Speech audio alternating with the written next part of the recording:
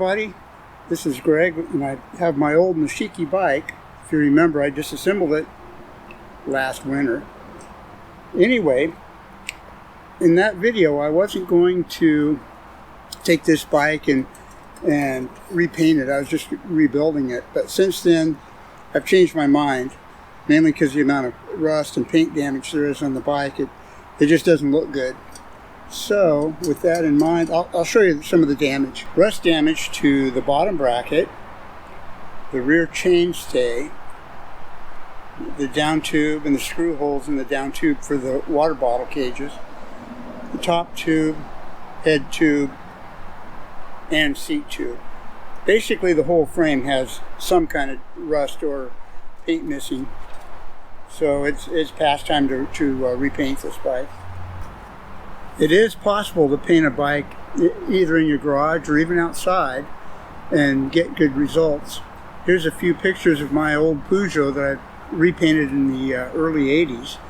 And as you can see, it still looks good. It's just now getting to where it needs repainted. The seat tube, bottom bracket, chain stays, and the head tube and forks, and all still looks pretty good for a bike that has a 40-year-old paint job.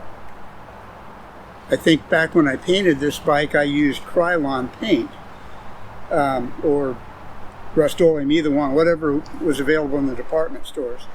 But today there's more modern paint choices for bicycle paint. I'm going to use a paint that's formulated just for bicycles.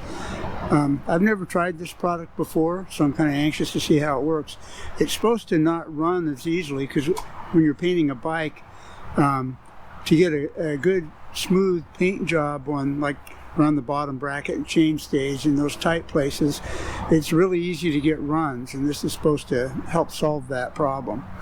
Anyway, I have the primer and two colors. The bike's originally two-tone, but it's two-tone charcoal gray and pink. I'm going to change that to charcoal gray and red.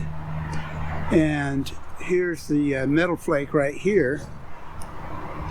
And finally finish that up with a clear coat finish. Painting a bike can be broken down into 5 steps. First step, of course, is disassembling. We've already done that with this old Nishiki. The next step is surface preparation, and that which involves removing the old paint and rust. The third step is priming. The fourth step is the actual painting process. And the fifth step would be reassembly. Instead of doing one long video that covers the whole painting process, I'm going to break it down into each one of those steps that I mentioned.